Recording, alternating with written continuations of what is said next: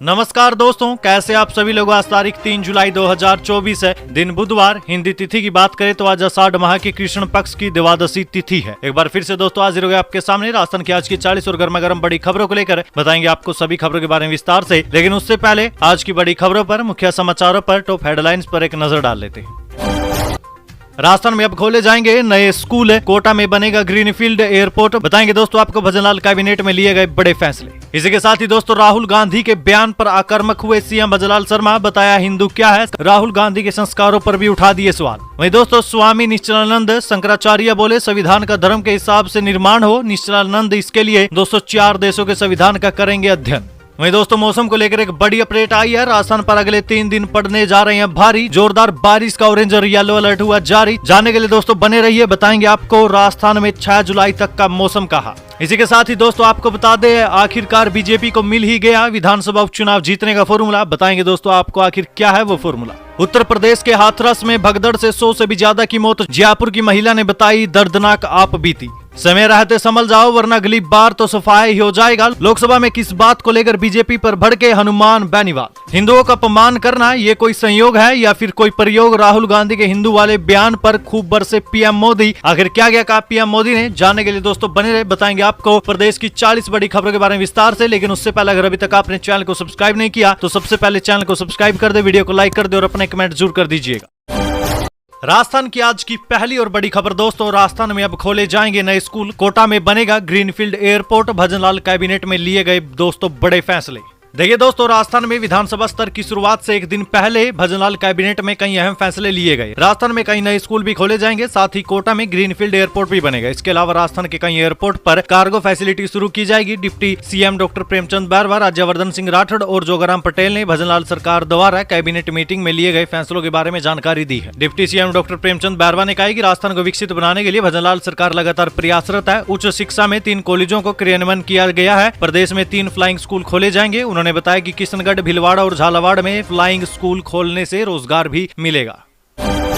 राहुल गांधी के बयान पर आक्रामक हुए सीएम भजनलाल शर्मा। बताया हिंदू क्या है, संस्कारों पर भी उठा दिए सवाल। देखिए दोस्तों राजस्थान के मुख्यमंत्री भजनलाल शर्मा ने नेता प्रतिपक्ष राहुल गांधी की ओर से लोकसभा में हिंदुओं को लेकर दिए गए बयान पर आपत्ति जताई है। सीएम शर्मा ने जयपुर भाजपा कार्यालय में प्रेस कॉन्फ्रेंस को संबोधित करते हुए कहा कि राहुल गांधी ने अपने भाषण में न केवल हिंदुओं का घोर अपमान किया बल्कि हिंदू समाज को हिंसक, नफरती और झूठा बताने तक का काम किया है। सीएम शर्मा ने आगे कहा कि राहुल गांधी देश के 125 करोड़ हिंदुओं को अपमानित करने का काम कर चुके हैं। लोकसभा में राष्ट्रपति अभिभाषण की चर्चा पर राहुल गांधी एक भी शब्द नहीं बोले। राहुल गांधी ने सदन में केवल झूठ बोला। राहुल गांधी ने अपने भाषण में न केवल हिंदुओं का घोर अपमान किया बल्कि हिंदू समाज को हिंसक, नफरती और झूठा बताने का काम किया। ये कांग्रेस की हमेशा से आदत रही है। तुष्टीकरण की राजनीति अपनाकर वोटों का ध्रुवीकरण करने का काम हमेशा से कांग्रेस ने किया है। मैं राहुल गांधी से भी कहना चाहता हूं कि आपको पढ़ना होगा कि हिंदू कौन है। इस देश की संस्कृति को कोई नहीं मिटा पाया। आपको जो संस्कार मिले हैं, कहां से मिले हैं, कैसे मिले हैं, इस पर तो आपको विचार ही करना पड़ेगा। इतना बड़ा देश आपके इस अपमान को नहीं सह सकता। आने वाले समय में आपने जो हिंदुओं का अपमान किया है, आपको पता चलेगा कि हिंदू क्या होते हैं। जो हिंदुओं को नहीं समझ सका वो देश को क्या समझेगा।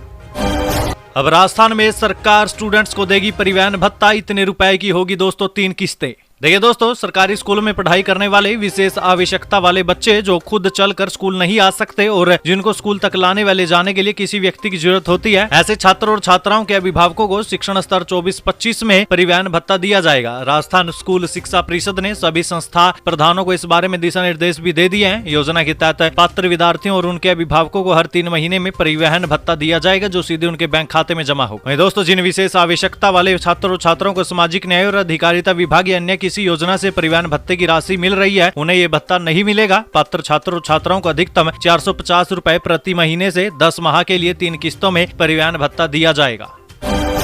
किस्त पर लिए फोन का IMEI नंबर बदल देते थे। कबाड़ और एक्सचेंज में आए फोन की डिटेल चोरी करते, लिख कर रखते थे कौन से फोन का नंबर लिया। देखिए दोस्तों जयपुर पुलिस ने स्मार्टफोन के लॉक तोड़ने के साथ ही उनके IMEI नंबर को बदलने वाली गैंग को पकड़ा है। पूछताछ में सामने आया कि ये उन फोन के नंबरों को क्रैक करते थे जो ग्राहक किस्त पर फोन लेते थे। शहर की कोतवाली पुलिस ने रायसर प्लाजा में कार्रवाई करते हुए 4 आरोपियों को गिरफ्तार किया है। इस मामले को लेकर डीसीपी नॉर्थ राशि डोगरा डूडी ने प्रेस कॉन्फ्रेंस कर मामले का खुलासा किया। सामने आया कि ये लोग कबाड़ और एक्सचेंज वाले फोन से ये सारा डेटा चुराते थे। वहीं दोस्तों पूछताछ में आरोपियों ने बताया कि जो ग्राहक किस्त पर फोन लेते थे और समय पर वे उसे चुका नहीं पाते दबाते थे तो उनका फोन लॉक हो जाता था। ऐसे में ये लोग कंप्यूटर सिस्टम से मोबाइल का लॉक तोड़ देते थे और फिर IMEI नंबर बदल देते थे। इनके पास कंप्यूटर सिस्टम में UMT tool, MTK2, new AMT unlock tool, इस तरीके के कई सॉफ्टवेयर इंस्टॉल थे, जबकि 20 से 25 हजार रुपए कीमत का हार्डवेयर डिवाइस है, hardware to UFS, UFI, EasyJ tag का यूज करते थे। हार्डवेयर और सॉफ्टवेयर के जरिए पूरा काम होता था। आरोपियों ने बताया कि जिस मोबाइल का IMEI नंबर बदलना होता था उसे पहले कंप्यूटर से कनेक्ट करते थे। कंप्यूटर से कनेक्ट करने के बाद इन सॉफ्टवेयर के जरिए पूरे फोन को रिस्टोर करते थे। इसके बाद जब इसमें फोन की डिटेल मांगी जाती थी तो मॉडल और दूसरी जानकारी तो उसी फोन की रखते, लेकिन जब IMEI नंबर सॉफ्टवेयर मांगता तो ये किसी पुराने कबाड़ या फिर एक्सचेंज में आए फोन के IMEI नंबर डालकर उसे अपडेट कर देते थे।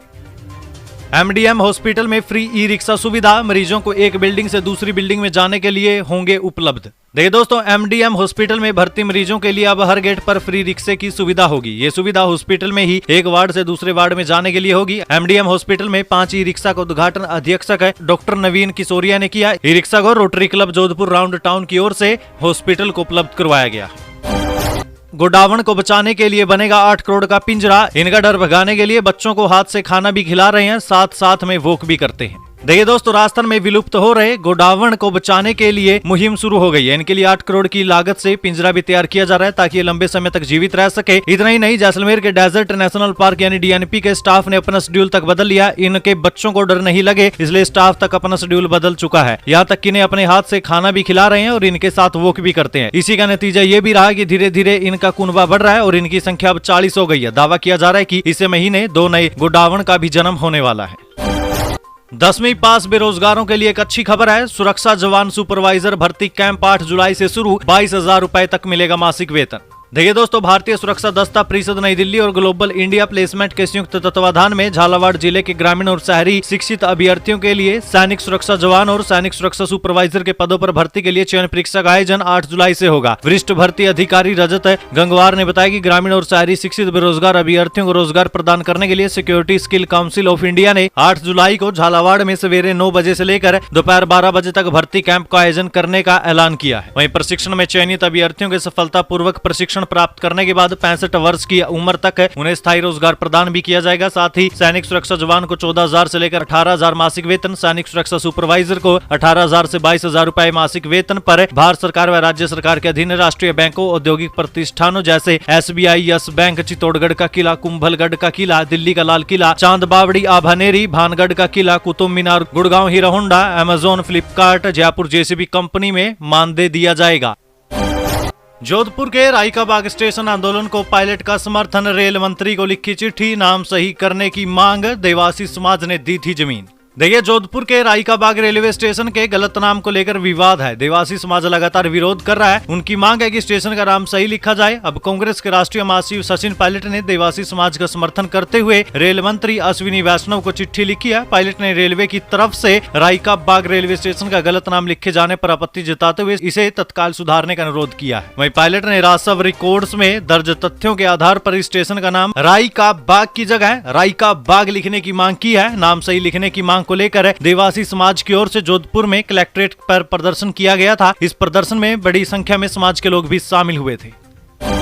राहुल गांधी की सद्बुद्धि के लिए कोटा में यज्ञ, बीजेपी कार्यकर्ताओं ने मेंढक और मेंढकी का करवाया विवाह, बोले अपने बयान के लिए मांगे माफी। देखिए, राहुल गांधी के हिंदू धर्म को लेकर संसद में दिए बयान को लेकर कोटा में तो भाजपा कार्यकर्ताओं ने विरोध जता दिया। बीजेपी नेता राकेश नायक की अगुवाई में कार्यकर्ताओं ने सुभाष नगर स्थित पार्क में प्रदर्शन किया। राहुल गांधी की शादी व सद्बुद्धि के लिए यज्ञ भी किया गया। अच्छी बारिश की कामना के साथ ही मेंढक और मेंढकी की भी शादी करवाई गई। कोटा बैराज के गेट खुलवाने के लिए किसानों का कूच, संभागीय आयुक्त से वार्ता विफल, लालसोट मेगा हाईवे पर पड़ाव डाला।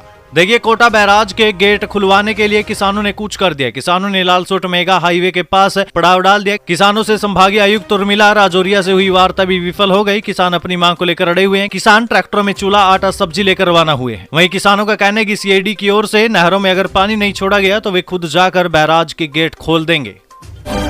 राज्यपाल बोले, नई शिक्षा नीति से स्किल बढ़ेगी, PhD उपाधियों और गोल्ड मेडल बांटे, बोले शिक्षा लेना एक पर्व है। देखिए दोस्तों, कोटा यूनिवर्सिटी का 10वां दीक्षांत समारोह विद्यालय परिसर में आयोजित हुआ था। समारोह में राज्यपाल कलराज मिश्र ने भी विभिन्न संकायों और विषयों पर मेरिट प्राप्त करने वाले व वर्ष 2021 के PhD धारकों को उपाधियां व 18 छात्रों और 42 छात्रों को गोल्ड मेडल भी प्रदान किए। साक्षी जैन को MSc गणित में कुलाधिपति पदक व पूजा साहू को समाज विज्ञान में कुलपति पदक प्रदान किया। इससे पहले राज्यपाल ने यूनिवर्सिटी कैंपस में फार्मेसी बिल्डिंग, गर्ल हॉस्टल और सिंथेटिक ट्रैक का लोकार्पण भी किया। समारोह को संबोधित करते हुए राज्यपाल कलराज मिश्र ने कहा कि दीक्षांत शिक्षा का अंत नहीं बल्कि नए जीवन का प्रारंभ है। मैं मानता हूं कि ये समारोह शिक्षा प्राप्त करने के बाद जीवन से जुड़ा परिष्कार पर्व है। हमारी नवीन राष्ट्रीय शिक्षा नीति है, वो भी कौशल विकास आधारित शिक्षा पर केंद्रित है। ये रोजगार मुखी होने के साथ साथ चरित्र निर्माण, ज्ञान विज्ञान व आध्यात्मिक विकास के साथ और समाज की सांस्कृतिक विरासत की सुरक्षा और संरक्षण से जुड़ी है। शिक्षा केवल किताबों से नहीं मिलती, शिक्षा शिक्षक के आचरण और व्यवहार से अर्जित होती है।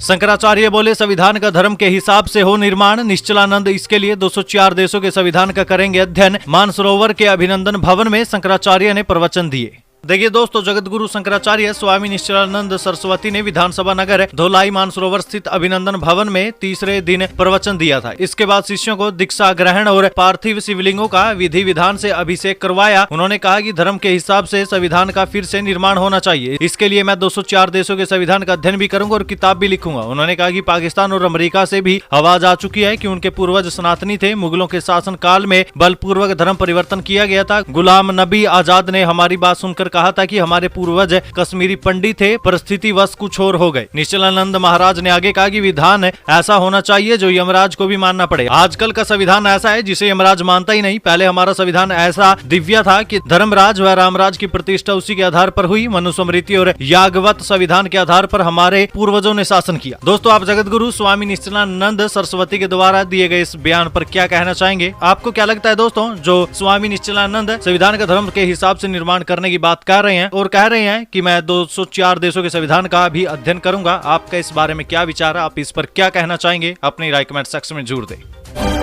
140 कोचिंग में 40,000 स्टूडेंट आने थे, 80% काम पूरा। अब एक कोचिंग व 300 स्टूडेंट ही पहुंचे। देखिए दोस्तों, प्रदेश का पहला कोचिंग हब पूरा होने का नाम ही नहीं ले रहा। 4 साल पहले प्रतापनगर में शुरू हुए इस एजुकेशन हब में आज तक केवल 300 स्टूडेंट ही आ पाए हैं और एक ही कोचिंग चल रही है। 40,000 से भी अधिक स्टूडेंट की क्षमता वाला है। ये कोचिंग हब सिर्फ इसलिए नहीं चल पा रहा क्योंकि गोपालपुरा बाईपास पर चल रहे कोचिंग सेंटर न तो खुद जाना चाह रहे हैं और न ही सरकार इन्हें भेज पा रही है। ऐसे में प्रतापनगर में बन रहा 400 करोड़ रुपए का प्रोजेक्ट कभी चल पाएगा भी या नहीं, ये खुद विभागीय अधिकारी भी नहीं जानते। गोपालपुरा बाईपास और आसपास 400 से भी ज्यादा कोचिंग चल रही है और इनमें करीब 45,000 स्टूडेंट पढ़ रहे हैं।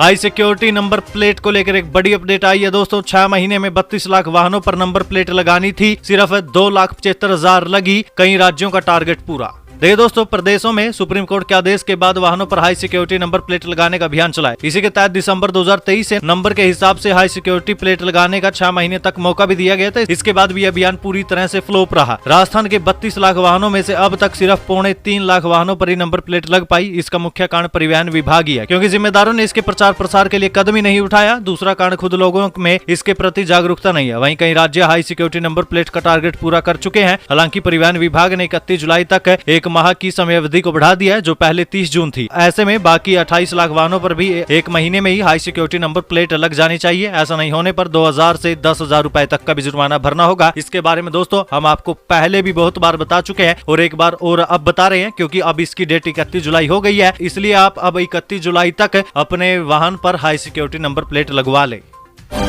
करौली सड़क हादसे पर मुआवजे का ऐलान। जाने दोस्तों, मृतकों और घायलों को कितनी मदद देगी अब राजस्थान सरकार। देखिए दोस्तों, बीते सोमवार की शाम को राजस्थान के मंडरायल से करौली मार्ग स्थित डूंगरपुरा मोड़ के पास पत्थर से भरे ट्रक और बोलेरो की जबरदस्त टक्कर हो गई थी। इस टक्कर में 9 लोगों की मौके पर ही मौत हो गई। इस हादसे में मारे गए लोगों के परिजन आर्थिक सहायता की मांग पर अड़े हुए थे, जिसके बाद बीते दिन सीएम भद्रलाल शर्मा ने हादसे में मारे गए और घायल हुए लोगों के लिए राहत की राशि का ऐलान किया। सीएम ने यह ऐलान अपने सोशल मीडिया अकाउंट पर भी शेयर किया है। अपनी पोस्ट में सीएम ने हादसे पर दुख जताते हुए कहा कि मृतकों के परिजनों को 4-4 लाख रुपए और घायलों को 20-20 हजार रुपए की आर्थिक सहायता मुख्यमंत्री सहायता कोष से दी जाएगी। उन्होंने कि राजस्थान के उच्च अधिकारियों को मध्य प्रदेश सरकार से समन्वय स्थापित कर पार्थिव शरीर दिवंगतों के परिजनों तक पहुंचाने के लिए आवश्यक दिशा निर्देश दिए हैं। उन्होंने ईश्वर से दिवंगत आत्माओं को शांति और घायलों को शीघ्र स्वास्थ्य लाभ प्रदान करने की भी कामना की। 5 साल के बच्चों का पहली क्लास में नहीं होगा एडमिशन, नई गाइडलाइन हुई जारी। देखिए दोस्तों, पहली क्लास में एडमिशन के लिए उम्र लिमिट 6 से 7 साल तय की गई है। 6 साल से कम उम्र के बच्चे पहली कक्षा में एडमिशन ही नहीं ले पाएंगे, उन्हें अब आंगनवाड़ी में प्रवेश लेना होगा। सरकारी हिंदी मीडियम के स्कूलों में प्री प्राइमरी क्लासेस नहीं है। पिछले साल तक तो पहली क्लास में एडमिशन दिया जाता था, लेकिन नई गाइडलाइन के मुताबिक अब 6 साल से कम उम्र के बच्चों को पहली क्लास में प्रवेश नहीं दिया जा सकेगा। इस मुद्दे पर शिक्षक नेताओं का कहना है कि एडमिशन के लिए एज लिमिट बढ़ा दिए जाने से पहली कक्षा में नामांकन कम रहने के आसार हैं। नए एडमिशन में दिक्कतें भी आ रही है। सामूहिक दुष्कर्म केस में पूर्व विधायक मेवाराम जैन को मिली क्लीन चिट। जानिए दोस्तों क्या था ये मामला। देखिए दोस्तों, पूर्व विधायक मेवाराम जैन पर दर्ज है सामूहिक दुष्कर्म का मुकदमा कोर्ट ने खारिज कर दिया है। पुलिस ने जांच के बाद एफआईआर कोर्ट में लगाई। कोर्ट ने पुलिस की एफआईआर को स्वीकार कर लिया। पोक्सो कोर्ट के न्यायाधीश डॉक्टर एसपी पारिक ने एफआईआर पर सुनवाई भी की। उन्होंने कहा कि जांच उचित लग रही है। विशेष कोर्ट ने आदेश में कहा कि परिवादी एक अन्य महिला और शिकायतकर्ता की बेटी ने मजिस्ट्रेट के सामने दिए गए बयान में खंडन किया है। कोर्ट ने माना कि कोई घटना घटी है, सबूत में तो ऐसा नहीं लगा। मेवाराम जैन ने हाईकोर्ट में याचिका दायर करके अपनी गिरफ्तारी पर स्टे लिया था। दरअसल दोस्तों आपको बता दें, 1 साल पहले एक महिला ने जोधपुर के राजीव गांधी नगर थाने में केस दर्ज करवाया था। उसने आरोप लगाया था कि बाड़मेर के पूर्व विधायक मेवाराम जैन सहित 9 लोगों ने उसकी बेटी और सहेली के साथ सामूहिक दुष्कर्म किया। पुलिस ने सामूहिक दुष्कर्म, पोक्सो एक्ट, ब्लैकमेलिंग, जान से मारने की धमकी, मारपीट और SC/ST के तहत भी मुकदमा दर्ज कर लिया था। राजस्थान में बढ़ रहा है कैंसर, खराब हो रहा है लोगों का दिल, किडनी, लीवर। मिलावट पर हाईकोर्ट ने सरकार को किया सावधान। देखिए दोस्तों, गर्मी की छुट्टियों के बाद राजस्थान हाईकोर्ट का कामकाज फिर से शुरू हो चुका है। हाईकोर्ट ने खाने पीने की चीजों में मिलावट पर चिंता जताई। हाईकोर्ट ने कहा है कि हम रोजमर्रा के कामों में इतने ज्यादा बिजी रहते हैं कि खाने के बारे में जानने के लिए भी हमारे पास समय नहीं है। हमें ये भी नहीं पता कि हम जो खा रहे हैं वो सुरक्षित भी है या नहीं। हाईकोर्ट ने कहा कि सरकार को इस पर गंभीरता से ध्यान देना चाहिए। मिलावट की वजह से किडनी, दिल और लीवर आदि अंगों पर प्रभाव पड़ता है। इसकी वजह से कुपोषण के शिकार भी हो रहे हैं। मिलावट और घटिया खाना समाज के लिए एक बड़ी चुनौती है। कैंसर के रोगी भी बढ़ रहे हैं। इसके बाद व्यापारी कम लागत पर अधिक मुनाफा कमाने के लिए सस्ती और घटिया चीजें मिलाकर खाद्य पदार्थ बेच रहे हैं। 20% खाद्य पदार्थ मिलावटी या सुरक्षित गुणवत्ता के बिक रहे हैं। खाद्य सुरक्षा और मानक प्राधिकरण के सर्वे के अनुसार 70% दूध में पानी मिला होता है। डिप्टी सीएम नई जिलों के पुनर्गठन पर जल्द लेंगे बड़ा फैसला, कमेटी से 15 दिन में मांगी रिपोर्ट। देखिए दोस्तों, उप मुख्यमंत्री प्रेमचंद बारवा ने नई जिलों के पुनर्गठन के लिए गठित उच्च स्तरीय विशेषज्ञ समिति से 15 दिन में रिपोर्ट मांगी है। सभी व्यवहारिक बिंदुओं पर 15 दिन में अपनी रिपोर्ट प्रस्तुत करने के निर्देश दिए हैं। प्रेमचंद बारवा ने कहा कि स्पष्ट किया जाए कि नए जिलों के गठन का मूल उद्देश्य राजनीति से प्रेरित न होकर जनहित आधारित होना चाहिए। प्रेमचंद बारवा शिवालय में राजस्व विभाग के साथ बैठक की अध्यक्षता कर रहे थे। इस अवसर पर जन स्वास्थ्य अभियांत्रिकी मंत्री कन्हैयालाल चौधरी, राजस्व मंत्री हेमंत मीणा, राजस्व विभाग के प्रमुख सचिव दिनेश और विभागीय अधिकारी उपस्थित थे। राजस्थान में राशन की होगी अब होम डिलीवरी। जाने दोस्तों किन लोगों को मिलेगी ये सुविधा। देखिए दोस्तों, राजस्थान सरकार द्वारा आम लोगों के लिए नई नई योजनाओं का ऐलान किया जा रहा है। इस बीच अब राजस्थान के उन लोगों के लिए भी खुशखबरी है जो राशन नहीं ले पाते हैं। अब उन लोगों को राशन होम डिलीवरी यानी घर बैठे मिल जाएगा। हालांकि ये होम डिलीवरी की सुविधा सभी लोगों को नहीं मुहैया करवाई जाएगी। खाद्य नागरिक आपूर्ति और उपभोक्ता विभाग ने राशन की होम डिलीवरी को लेकर कुछ शर्तें रखी है। उन शर्तों को पूरा करने वालों की राशन घर बैठे दिया जाएगा। खाद्य नागरिक आपूर्ति और उपभोक्ता मामले मंत्री सुमित गोदारा ने बताया कि बजट घोषणा के अनुसार राष्ट्रीय खाद्य सुरक्षा योजना अंतर्गत प्रदेश में योजना शुरू की गई है, जिसमें ऐसे परिवार जिनके सभी सदस्य 18 वर्ष से कम या 60 वर्ष से अधिक आयु के अथवा निःशक्त हैं, जो राशन लेकर आने में असमर्थ हैं, उन्हें घर बैठे राशन मिलेगा।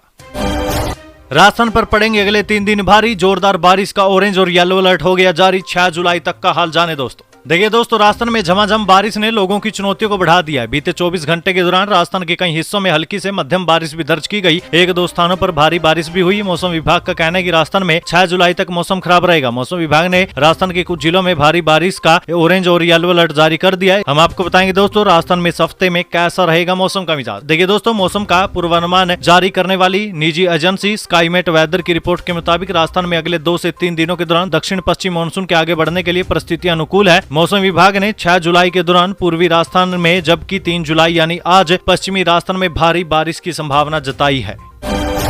आखिरकार बीजेपी को मिल ही गया विधानसभा उपचुनाव जीतने का फॉर्मूला। बताएंगे दोस्तों आपको बड़ी खबर। देखिए दोस्तों, बीजेपी ने एक नया फॉर्मूला तैयार कर लिया है, जिसकी बदौलत पार्टी जीत की संभावना तलाश रही है। दोस्तों, पार्टी के प्रदेश अध्यक्ष सीपी जोशी ने इस नए फॉर्मूले के तहत काम करना भी शुरू कर दिया है, जिसके तहत 5 सीटों के लिए प्लान तैयार है। पहला कदम था, पार्टी की तरफ से प्रभारी भी नियुक्त कर दिए गए। इन उपचुनावों को लेकर बीजेपी कितनी गंभीर है, ये इस बात से समझे कि कद्दावर चेहरे इस बार उपचुनाव के प्रचार के दौरान भी दिख सकते हैं। बीजेपी ने राजस्थान में कास्ट सिस्टम को देखते हुए अब नए फॉर्मूले तैयार किए। अगर पार्टी की तरफ से तैनात किए गए प्रभारी नेताओं को देखे तो आपको ये भी गणित समझ में आ जाएगा। जिन 5 सीटों पर उपचुनाव होना है उसमें दौसा, खींवसर, 84, झुंझुनू और देवली 11 सीटें शामिल हैं। फिलहाल पूरी रणनीति के बारे में बीजेपी खुलकर नहीं बता रही है, लेकिन कुछ संकेत जरूर दिए हैं।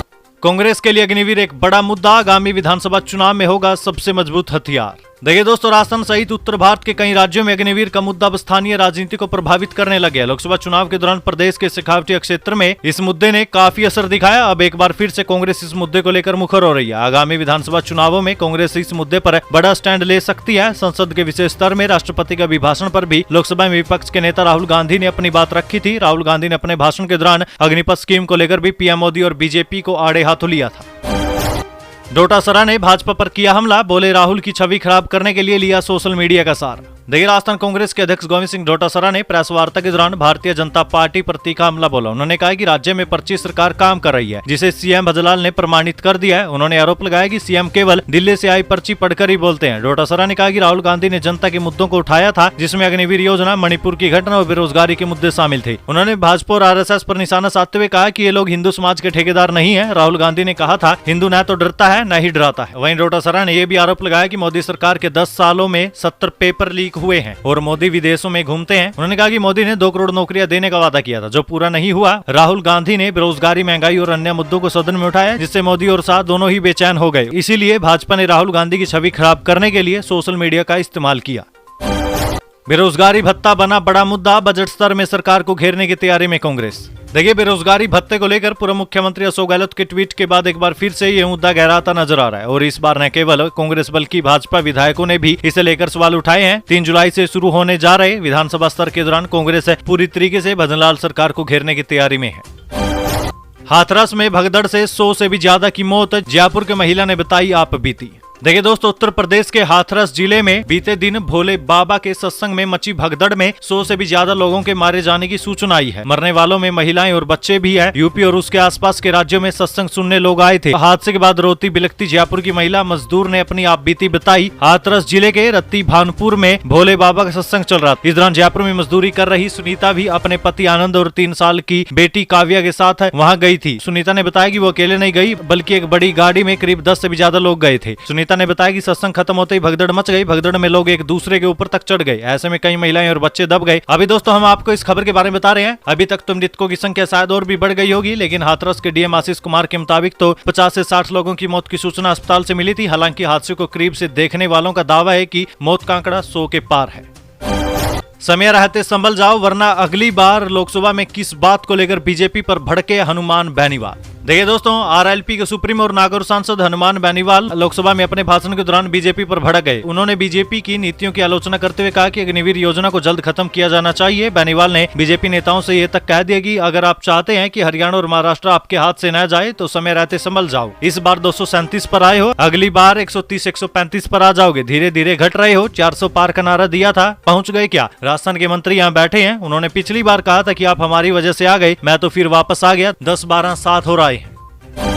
हिंदुओं का अपमान संयोग है या प्रयोग, राहुल गांधी के हिंदू वाले बयान पर खूब बरसे पीएम मोदी। देखिए दोस्तों, बीते दिन लोकसभा में राष्ट्रपति के अभिभाषण पर चर्चा हुई। इस दौरान संसद के निचले सदन में पीएम नरेंद्र मोदी ने राष्ट्रपति के अभिभाषण पर धन्यवाद प्रस्ताव के दौरान अपनी बात रखी। राष्ट्रपति के अभिभाषण पर बोलते हुए पीएम नरेंद्र मोदी ने कांग्रेस पर निशाना साधा। इस दौरान पीएम मोदी राहुल गांधी के हिंदुओं पर दिए गए बयान पर भी जमकर बरसे। पीएम मोदी ने राहुल गांधी का नाम लिए बिना तंज कसते हुए कहा कि आजकल के बच्चों का मन बहलाने का काम चल रहा है। पीएम मोदी ने कहा कि 131 साल पहले स्वामी विवेकानंद ने शिकागो में कहा था, मुझे गर्व है कि मैं उस धर्म से आता हूँ जिसने पूरी दुनिया को सहिष्णुता और वैश्विक स्वीकृति सिखाई है, वो धर्म हिंदू है। उन्होंने कहा कि हिंदू सहनशील है, अपनत्व को लेकर जीता है। इसी कारण भारत का लोकतंत्र, भारत की विविधता उससे ही पनपी है। पर आज हिंदुओं को झूठ कहा जा रहा है, गंभीर आरोप लगाए जा रहे हैं, उन्हें हिंसक तक कहा जा रहा है। पीएम मोदी ने राहुल का नाम तो नहीं लिया, लेकिन ये कहा कि हिंदू हिंसक होते हैं। ये है आपके संस्कार, ये है आपका चरित्र, ये है आपकी सोच, ये आपकी नफरत इस देश के हिंदुओं के साथ, ये है आपके कारनामे।